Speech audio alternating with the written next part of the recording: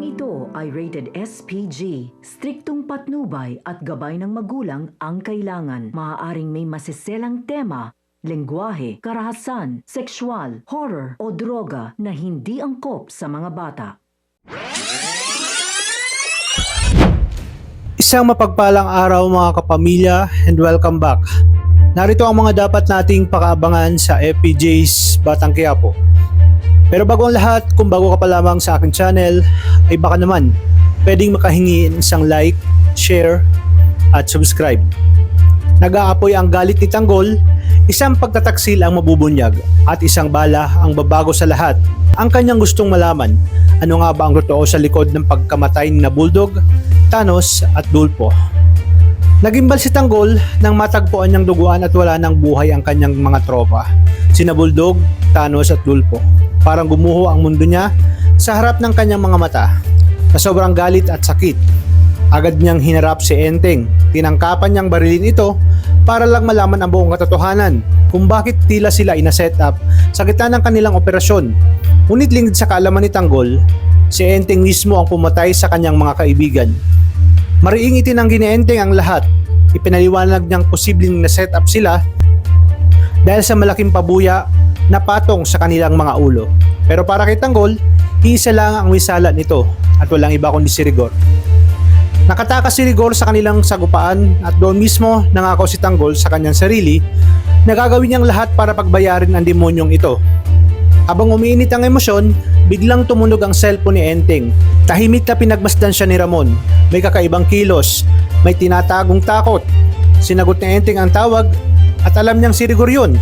At doon ibinunyag ni Rigor ang kanyang banta. Napapatayin niya ang nanay ni Enteng bilang kabayaran sa kapalpakan nito. Mabilis na umalis si Enteng at sinabing pupuntahan niya ang kanyang ina. Pero nagsimula nang magduda si Tanggol. Sinundan niya si Enteng ng palihim, doon niya nasaksihan ang mas masakit na katotohanan sa bahay ni Aling Mirna. Pinagbubugbog ni Rigor si Enteng at may isa pang utos ito. Kailangan patayin ni Enteng si Tanggol dahil hawak niya pa rin ang buhay ng kanyang ina. Lingid sa kaalaman ni Rigor at Enteng na naroon si Tanggol, narinig niya ang lahat. Nanlaki ang kanyang mga mata. Hindi siya makapaniwala na ang kaibigang pinagkatiwalaan niya, siya palang pumatay sa kanyang mga tropa. Pagbalik sa lugar, hinarap ni Tanggol si Enteng. Tumanggi pa si Enteng sa simula, pero inamin niyang hawak ni Rigor ang kanyang ina. Wala siyang magawa at dito nangyari ang pinakamasakit na eksena. Sa halip na lumaban, sinabi ni Tanggol, kung kailangan mong patayin ako para mabuhay ang nanay mo, gawin mo na. Iputok mo na ang baril. Nag-aalinlangan si Enteng sa simula. Nanginginig ang kanyang mga kamay.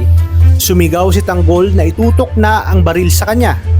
Si Ramon, nakatutok din ang baril kay Enteng.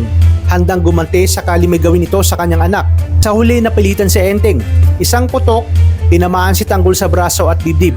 Bumagsak siya at sa isang iglap, nagbago ang lahat.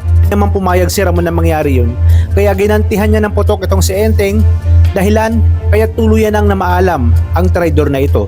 Sa inyong palagay, mabubuhay pa kaya si Tanggol at pagtatagumpay ba si Rigor sa kanyang mga plano? At hanggang saan naabot ang sakripisyo ng mga taong malalapit at mahal sa buhay ni Tanggol kapalit ng kanyang buhay? Abangan ang susunod na pasabog na eksena dito sa mga huling araw ng FPJ's Batang Quiapo. Maraming salamat sa inyong suporta at panonood. At hanggang sa muli, kapamilya.